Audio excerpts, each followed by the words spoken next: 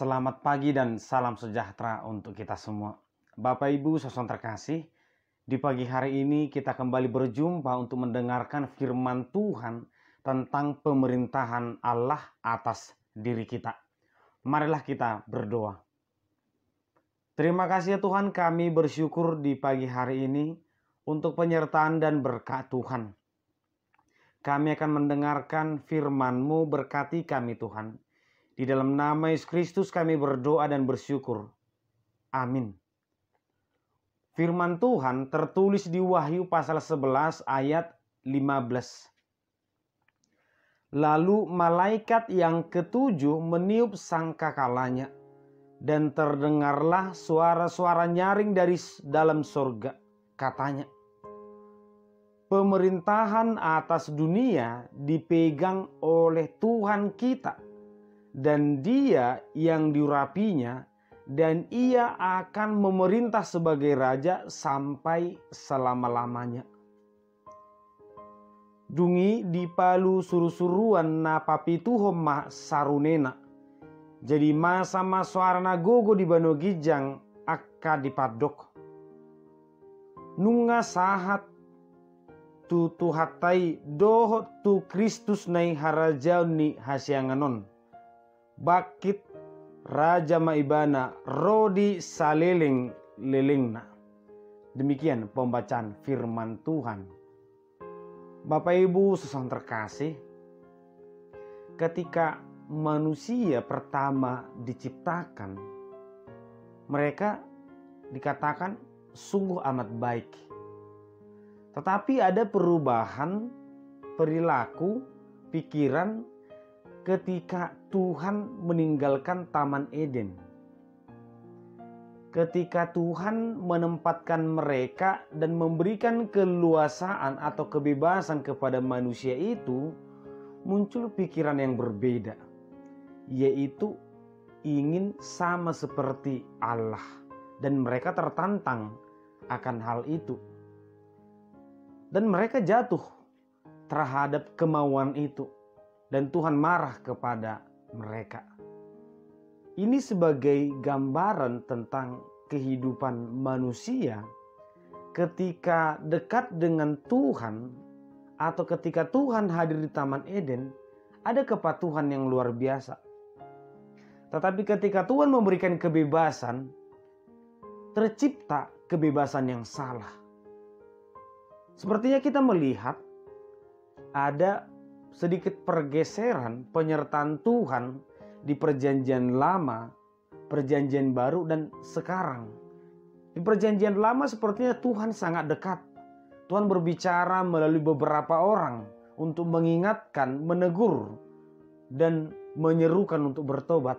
Di perjanjian baru ada Yesus, Allah yang hidup, yang berkhotbah, mengingatkan orang tentang kebenaran. Dan kehidupan kita sekarang, sepertinya kita hanya mendengarkan firman Tuhan melalui khotbah yang diserukan, melalui Alkitab yang kita baca. Seakan-akan Tuhan itu jauh, sehingga kita hidup dalam kebebasan, atau seakan-akan kehidupan kita sekarang ini betul-betul bebas. Kita memilih. Di perjanjian lama, orang yang melanggar firman Tuhan akan dihukum. Tapi sekarang sepertinya manusia bebas untuk memilih jalannya. Sehingga kita bisa menemukan orang yang begitu setia dengan firman Tuhan. Apapun yang terjadi, selalu mengutamakan firman Tuhan. Tetapi ada juga orang yang begitu bebas melakukan apa yang dia mau, apa yang menurut dia benar. Dan perbedaan jalan ini bisa terlihat. Tetapi, apakah memang kita bebas untuk memilih kemauan kita? Apakah kita bebas menikmati masa muda kita, kehidupan kita? Hidup hanya satu kali kok, nikmati saja. Masa muda hanya satu kali kok, nikmati saja. Firman Tuhan dalam Wahyu yang dilihat oleh Yohanes berkata bahwa pemerintahan atas dunia dipegang oleh Tuhan kita. Dan Dia yang diurapinya, Ia akan memerintah sebagai raja sampai selama-lamanya. ternyata kita tidak bebas. Tuhan itu memerintah dari awal sebelum dunia ini dijadikan. Allah itu sebagai pemerintah, pemimpin, pencipta, pemelihara kita. Bukan berarti karena Allah memiliki jarak ataupun memiliki cara berkomunikasi yang berbeda, tidak lagi seperti melalui para nabi atau imam atau hakim. Seakan-akan kita bebas. Hidup kita ini dipimpin, diperintah, diawasi oleh Tuhan seperti CCTV. Mungkin pengawas dia ada di tempat itu, tapi CCTV ada melihat kita. Karena Tuhan itu adalah Alfa dan Omega, akan memerintah dari awal sampai selama-lamanya.